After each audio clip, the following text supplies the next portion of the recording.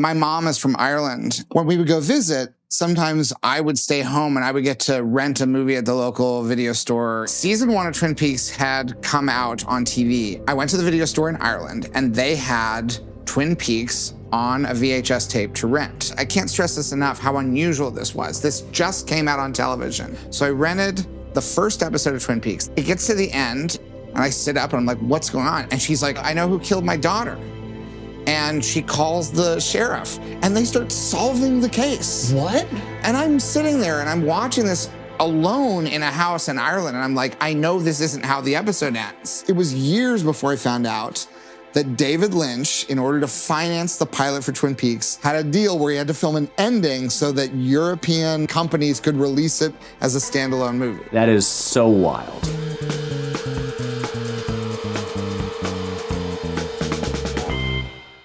Welcome back to Staff Picks. Today, we are in Bridgeport, Connecticut at The Archive. Look, this is a show all about celebrating the importance and greatness of physical media, and this store is actually owned by Vinegar Syndrome, which is one of the coolest specialty movie distribution companies out there. Today, of course, as always, I'm joined by my co-host, Danielle Radford. Hi, hello. And we have with us special guests, Millie Tamaris. Very special. And Connor Ratliff. Also special. Also special. So, when we're talking about special things, Connor, we love talking about physical media here. We're building a video store. What do video stores mean to you? Browsing, the browsing experience. I wasted a lot of time browsing in video stores and I miss it because it's not the same as scrolling. It's the full experience. I could spend, and I used to spend a lot of time. Sometimes I would go to a video rental store, browse for an hour and leave without renting anything because I just couldn't make a decision. But you loved thinking about the possibilities, what you could watch. Yeah, it was a bad feeling to leave with no movie, but I got that good feeling of the hour of like, maybe I'm gonna be able to decide what I want. What was your go-to video store? The first one I remember, there was a store called Movies to Go, and the 2 was the number 2. And that's where the videos were those the clamshell movies, and I would rent a lot of Disney. I remember renting movies like Saludos Amigos and The Three Caballeros. There are also a lot of movies that I've never seen, but I've stared at the box for them a lot. Because particularly when you're a kid, you walk past a lot of sections and there are movies that they're not for you. They're adult movies. So they're either scary or sexual or there's something about them that is like, you get the whole story from seeing the cover on the video box. And back then you couldn't pull out your phone and be like, what is this thing? I remember there was a movie, I'm trying to remember the title of it, but I think it was Robert Redford and Jeff Goldblum. It was like, maybe they were reporters. Maybe it's like a horror comedy. I don't know, but I stared at the box a lot. I don't know what this is. Maybe it's nothing. Maybe I'm conflating several different things. Robert Redford was in a movie where he played a reporter. Was that Up Close and Personal? Yes. Yeah. And of course, he played a reporter in All the President's Men. Yeah. Maybe they were detectives, not reporters. Wow. I can picture what the movie is. Maybe it wasn't Robert Redford. Sounds really good. I think it was Jeff Goldblum. I could be wrong about all of it. Not on the show. Doesn't come up? That's not a movie. Here, let me see Jeff Goldblum. He needs to see a picture of Jeff Goldblum now. Okay, so the movie that I was thinking of, the Robert Redford, Jeff Goldblum movie, wanted 2 thrill-seeking reporters, brains optional, looking to dig up the story of the century. For information, call Transylvania 65000. Transylvania 65000! Yeah. Yes. So this is Jeff Goldblum and Ed Begley Jr., but look at the art on that and tell me, from the point of view of a child, has he ever looked more like Robert Redford? Oh, that's Redford in The Sting. That is Robert Redford, right? That is not... Okay, that's fair. Fair. That is fair. Has anyone actually seen that movie? I haven't seen it. I've stared at the box. 65000? Yeah. Oh, I certainly have. It's been a minute though, but I liked it. It's very, very goofy. A lot of people would call it bad, but you know how I have my 2 lists? This would go on the enjoyable bad list. Okay. All right. I've always been fascinated by it. It is. I enjoyed it a lot. I've got to go back and watch it. All right, so thank you so much for sharing that because I needed to not leave here before knowing what that was. There was also, my mom is from Ireland and... so is mine. Really? Yes. Where in Ireland? Claire. My mom was from Arklow in Wicklow County. Oh. And her sister was named Claire. When we would go visit, sometimes I would stay home and I would get to rent a movie at the local video store in this little town of Arklow. And when I was in high school, my parents and everyone, the family, they would all go out to the pub, and I would stay back at the house and I would rent a movie. And this is probably September of 90, I think, 1990 or 91, whatever year Twin Peaks was coming out. Season 1 of Twin Peaks had come out on TV, and I was out of town as season 2 was about to start. And I had spent the summer watching it on taped off of television videotapes. And I was obsessed with Twin Peaks. And I went to the video store in Ireland, and they had Twin Peaks on a VHS tape to rent. And I'm like, it said it was 2 hours long. I'm like, okay, so this is the pilot. This is the pilot. But it's, and I can't stress this enough, how unusual this was. This just came out on television. TV shows did not just go on to VHS for rental. And so I thought, well, this is crazy, but I want to watch it again. I've been watching all summer. It'll make me feel good to watch it here. So I rented the first episode of Twin Peaks, the 2-hour pilot directed by David Lynch. And I'm just watching it. I've seen it a handful of times already. It gets to the end. I know what's about to happen, which is that Sarah Palmer is about to see this vision. Then it will say executive producers David Lynch and Mark Frost. Instead, she has a completely different vision. And I sit up and I'm like, what's going on? And she's like, I know who killed my daughter. And she calls the sheriff, and they start solving the case. What? And I'm sitting there and I'm watching this alone in a house in Ireland, and I'm like, I know this isn't how the episode ends. And over the course of like 10 minutes, they solve the mystery of who killed Laura Palmer, which wouldn't be solved on TV for months in America. Was it the same resolution? No. Whoa. But Who killed her in this version? Well, it was Bob, but he wasn't, spoilers for Twin Peaks, it was Bob, but he wasn't a demon. He was just a guy that they found in the basement of the hospital, and they found him and they shot him and he was dead. And a lot of the footage was stuff that would later be the dream sequence. But this was pre-internet. So I'm watching this, and I have no way of looking up what it is I'm watching. So I go back to, so people come home and I'm like, I watched Twin Peaks and it got solved on the videotape tonight that I rented from and I got home and I told all my friends, I watched a version of Twin Peaks that solved the mystery. And it was years before I found out that David Lynch, in order to finance the pilot for Twin Peaks, had a deal where he had to film an ending so that European companies could release it as a standalone movie. That is But so I probably wild. didn't learn that until like 1995. Like Right. That was one of the first things I think, it was maybe 93 or whatever. One of the first things I looked up when the internet became a thing I could access was like, what is the deal with the Twin Peaks ending? So does everyone just like think you were lying when you would tell them about it? No, well, he was lying about the Robert Redford, Jeff Goldblum movie. So I was waiting for it to be a lie. So Millie, how about you? What was your experience, back in the days of the video rental stores? Yeah, so the two main places that you could rent videos were Blockbuster, obviously, and Hollywood Video, which they meant Hollywood, like California, but I grew up in Hollywood, Florida, so it was a double meaning. I do remember the snacks being really good at Blockbuster. That was one of my favorite things. They had like all the weird gums and shit. But I think something that like the candy paste, you know what I'm talking about? Something that I liked to do, and I kind of still like to do at restaurants and stuff, but like asking the staff, like, hey, what do you think I should rent? Or like, what do you, and they have like their own curated taste and stuff. Yeah, like you take a lot more risks and you just basically go off like what the box says. And I remember like when I was in high school, me and my sister now I can clearly define that my sister has more mainstream taste. Some may say basic. I say basic taste than I do. Whereas I have a little bit more fringe, whatever, interest and takes. And we rented the movie I Heart Huckbees with Jason Schwartzman and Philip Seymour Hoffman? No. Marky Mark. Yeah. Everyone. Mark Wahlberg. So Everyone had a really good time making that movie. Just fantastic. Wonderful time. Yeah. Famously, they didn't have a good time, and there was abuse on that set. But thank you for pointing that out as I'm sharing a memory from my childhood. I'm so sorry. But anyway, my sister, she was pissed after we watched that movie because she's like, the fucking box said it was laugh out loud funny. This shit was not laugh out loud funny. I did not laugh out loud once, and I'm like, I laughed out loud, and then we would argue on whether or not the box had any validity. And that's the kind of shit where, yeah, like, you know, nowadays, if somebody recommends, you know, you're basing it off of not the box and what the marketing company says about, you know, you're really basing your opinions off of like, oh, my friend says I should say, or this and that, or whatever. Oh, I heard it's bad, you know. But instead, it's just like, you're just going off the box. All right, folks, today we are picking for our action challenge. All right, since you've been in a sharing mood. All right. I found this process so stressful. I've seen a lot of things that I'm bookmarking in my head that I might come back to. All right.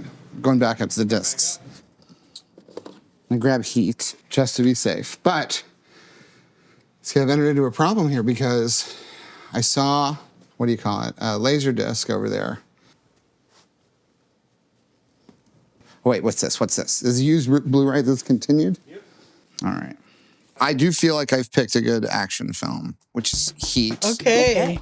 The Michael Mann, very long movie. I've seen it many times. It's not wall-to-wall action. It's actually like, if you watch it enough times, you start to notice it's actually about a week in the life of this cop and this criminal. There's a lot of stuff about how they feel sad. It's about sad men feeling sad about how they can't help but be a cop or be a robber. The action is the juice. That's a quote from the movie.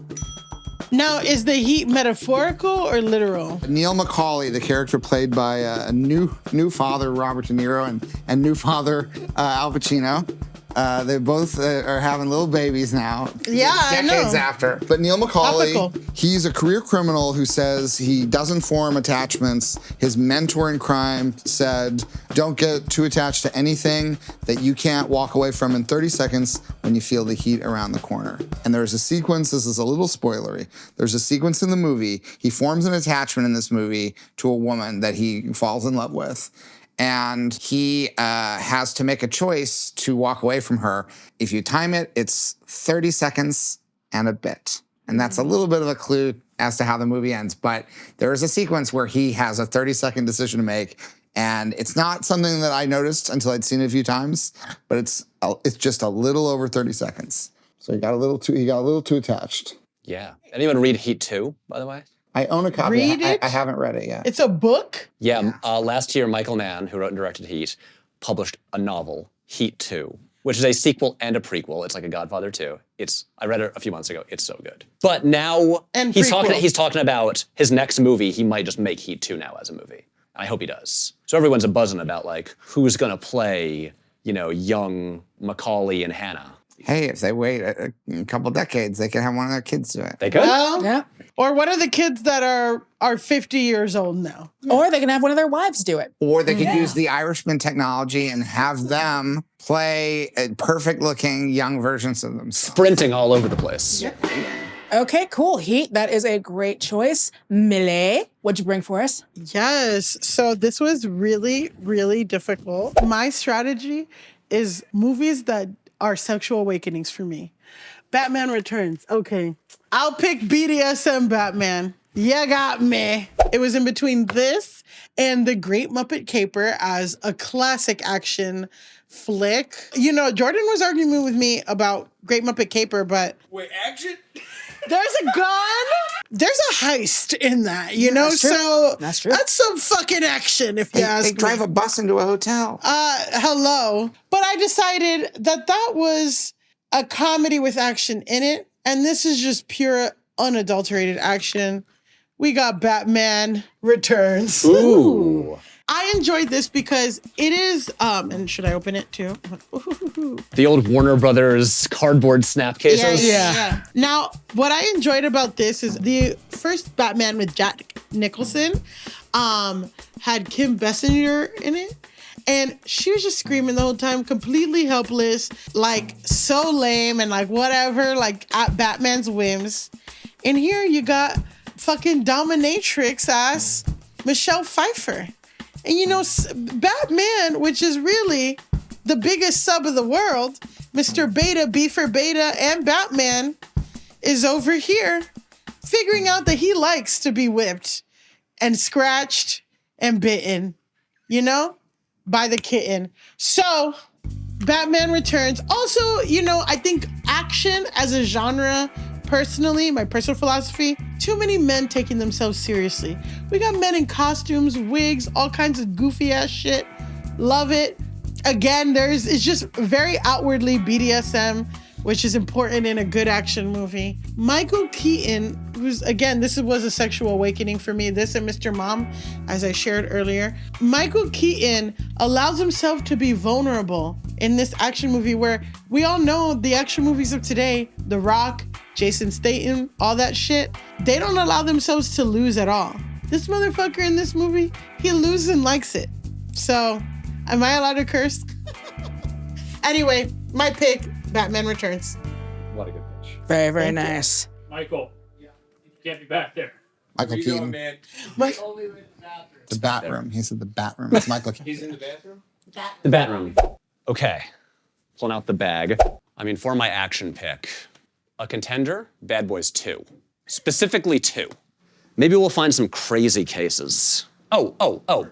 Action pick, Jackie Chan's Police Story. Done. Sorry, Bad Boys.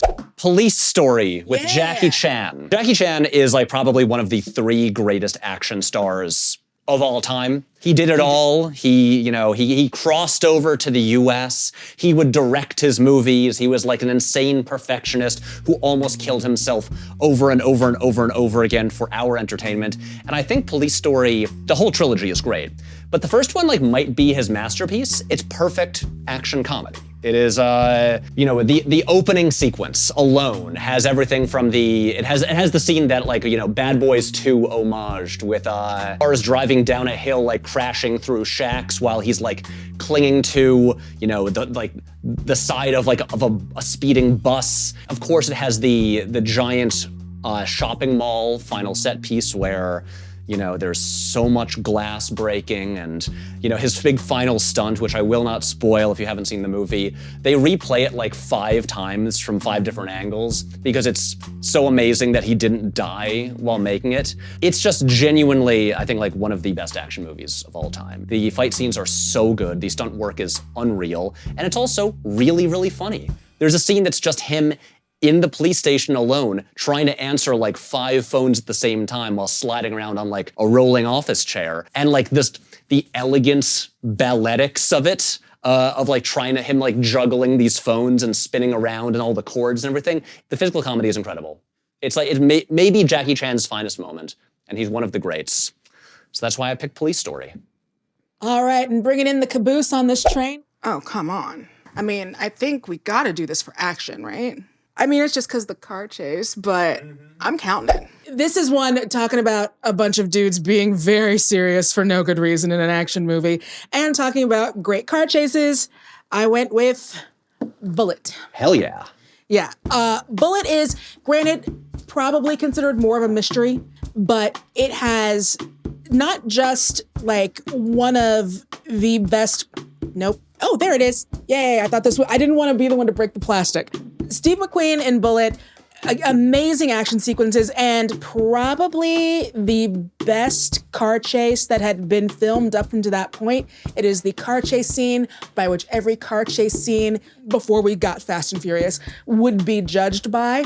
I mean, granted, he never went to space like they did in the Fast and the Furious, but it is an amazing sequence. But I believe that something that people talk about very often is that when you are at the zeitgeist, at the vanguard of whatever it is that you're doing, if you go back and watch those later, they might seem boring because everything has taken bits and pieces of what this did.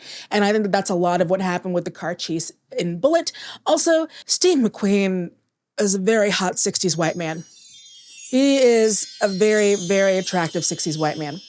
And yeah, the cinematography looks gorgeous. The mystery is engaging. The performances are fantastic. But mostly, I like car chases so incredibly much. I think it's because I don't drive, or maybe that is why I don't drive. I'm not sure, who knows? But I really enjoy car chase movies, and so this is one where I won't even necessarily watch the movie sometimes. I'll just go on YouTube and just watch the chase scene.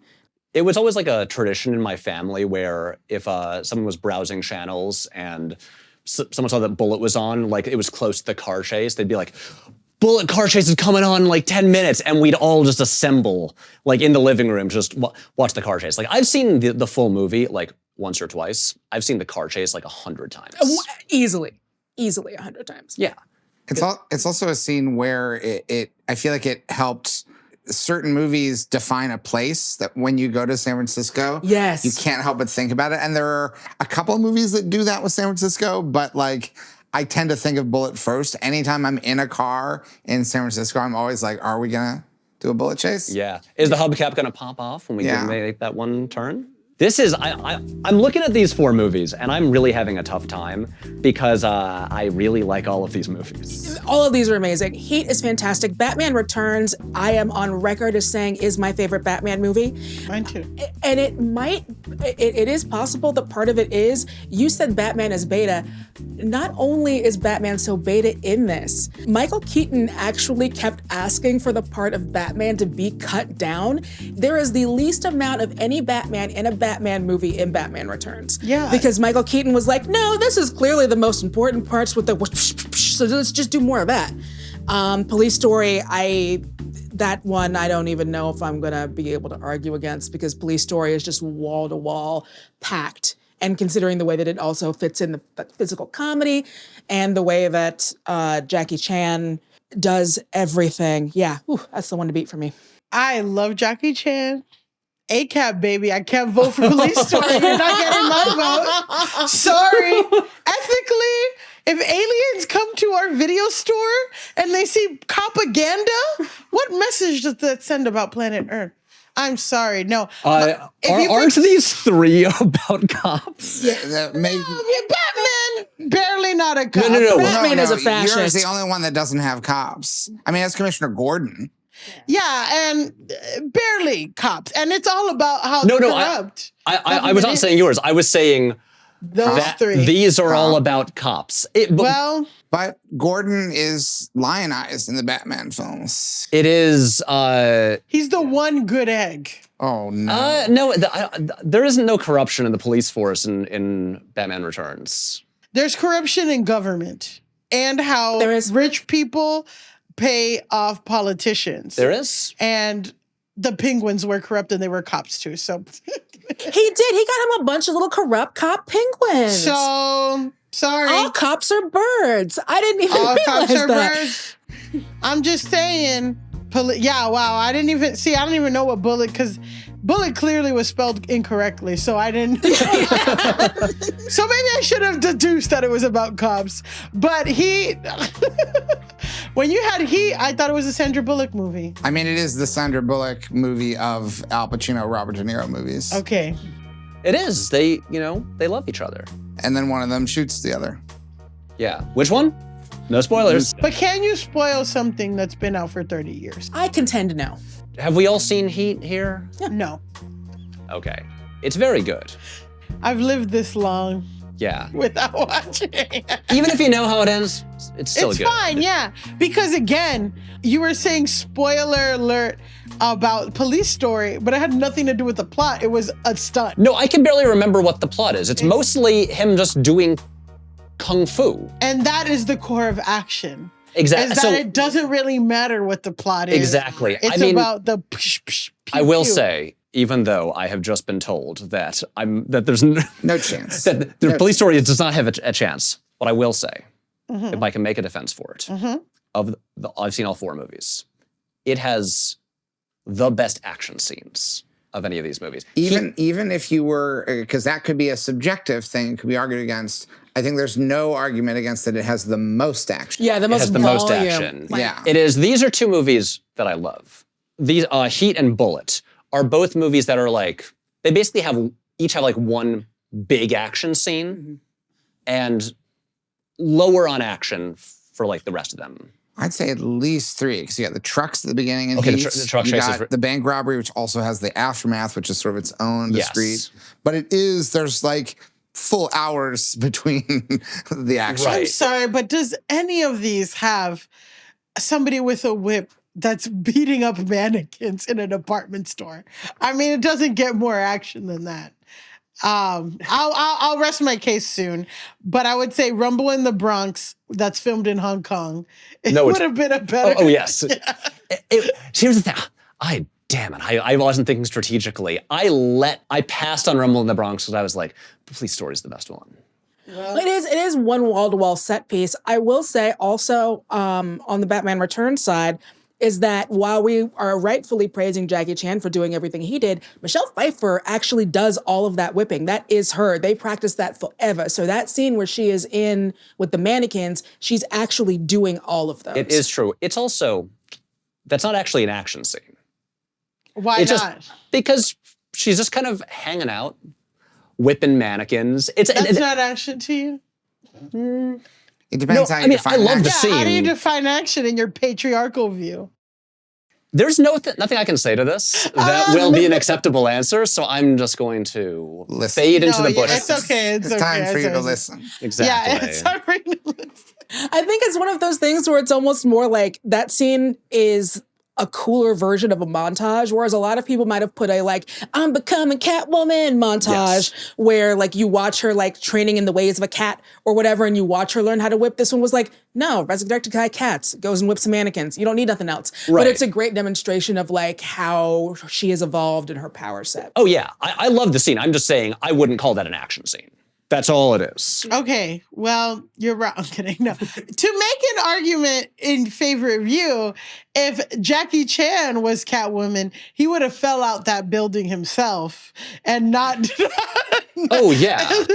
completely jumped out that window. And they'd show it 5 times in a and row. they show it 5 times. And then at the end of the movie during the credits, they show you like the bloopers, bloopers. where he like breaks his leg in 5 places and they haul him away and they have to finish shooting the movie like months later. That's how it would go. And this That's is how we how go. he can't get insured unless he doesn't do his own stunts anymore. Exactly. This is tough. I don't know. Is everyone now just pushing for their own movie? Yeah. No.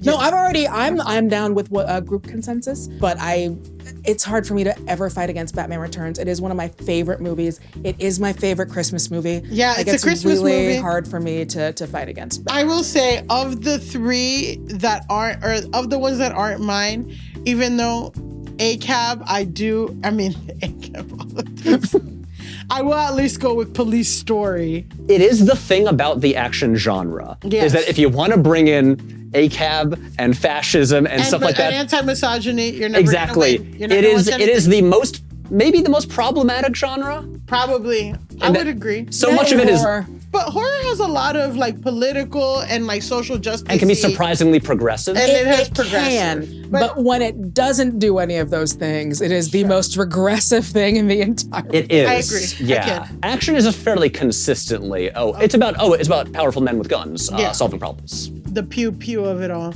Yep. Yeah. A lot of people. So if everyone feels strongly about Police Story, then I will concede my vote. But I also, Connor, how do you feel?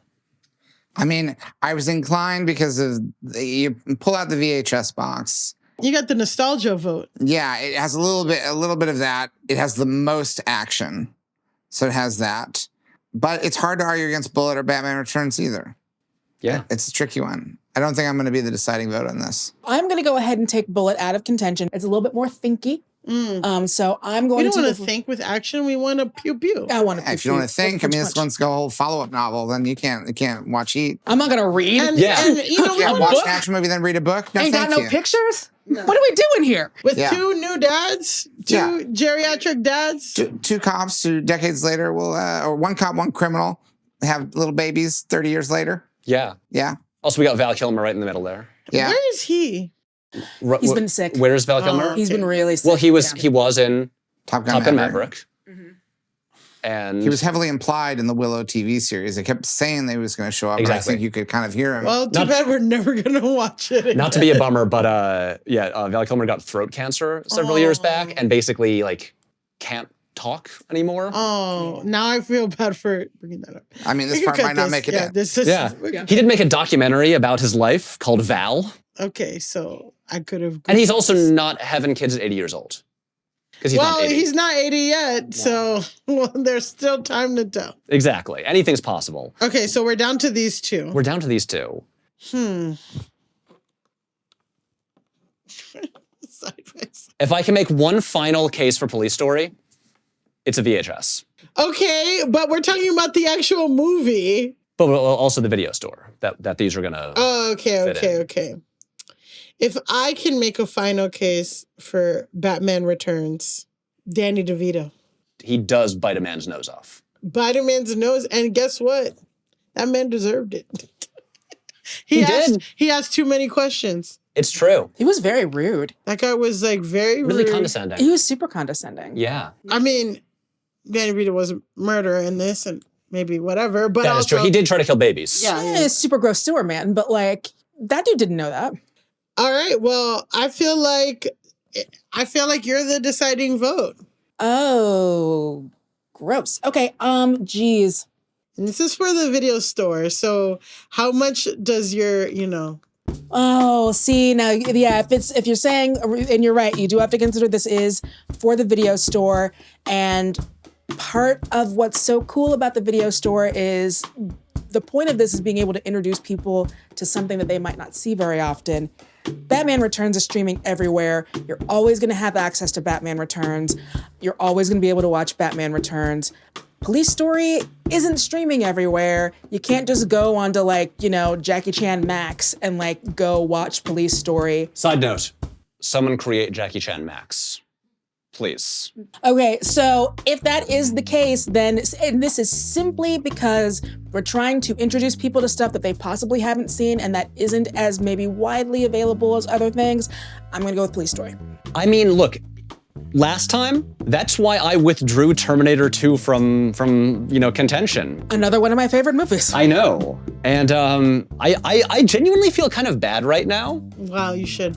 I do. I mean, I think it's a thing where I'm just I think Police Story should be the one, but also I feel, because I like all these movies a lot. Well, but it's a good case, and that's why I knew you were gonna, because it's true.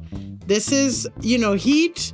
All of these are, classic American, but this is more, deep cut. It's the thing, this is often not streaming.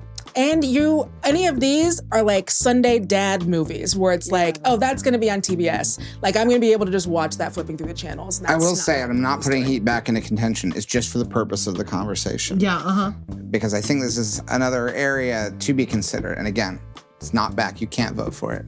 Yeah. But the number of special features on the Heat, there's 2 discs. There's 11 deleted scenes. There are new making of documentaries on this. Commentary track, yes, by Michael Mann. That's not streaming anywhere either. We do take those into consideration very often because unless you're watching something on Amazon, that's really the only way that you get to have. If you have to watch it with their X-ray thing, right. And even then, it's not the same as I'm baffled by the way that the streaming. I'm just saying the streamers this. have not taken advantage of the ease of extras that physical format had, because you would think with branching and clicking you'd be able to. It's so easy. You just put it into extras. Just put it into extras in the thing. It's right there. I'm just gonna say, in the way that there's the uninformed voter that really decides who they're voting for the night before, I'm not looking at no extras. Maybe most people aren't. Most people aren't. Most people aren't. And the ones that do can go on YouTube. Yeah, you're not going to find these commentary tracks on YouTube, though. It's the whole movie. Yeah, it's the whole movie. And he talks about it. You're telling me if Is there there were... a double meaning to when cop shoots at other cop? You mean that the commentary would be it actually means this? Yeah, I know.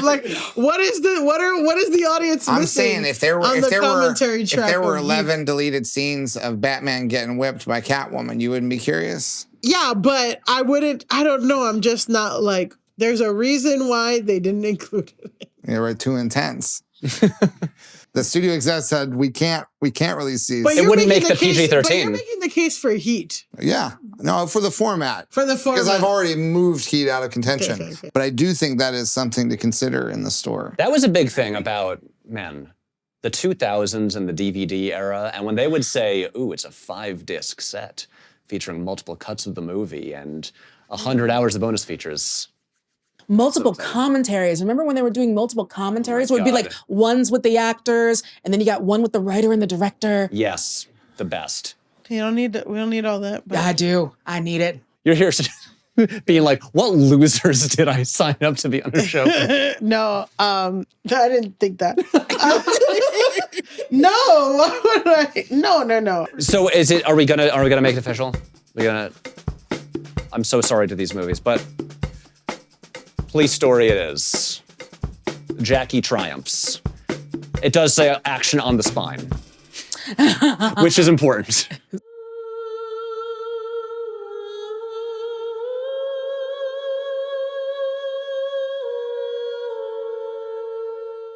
Hey, David Kerr from the New York Daily News says, there is no greater action performer alive. You already won, dog. Stop. Yeah, what are you doing? Now you're just rubbing it in. Packed with wall-to-wall action, it's a wild, over-the-top fun that you won't want to miss. There's a fight. This is it. Fuck off. So now I'm gonna see if I can get a drama. So I'll put Chinese Connection back and I'll argue for fucking Muppet Caper being a drama. This is also good. We love a man who embraces. Honestly, this is a sexual awakening. It's like, first of all, best, sexiest Batman, Michael Keaton. Second of all, a man who fucking cleans up the house.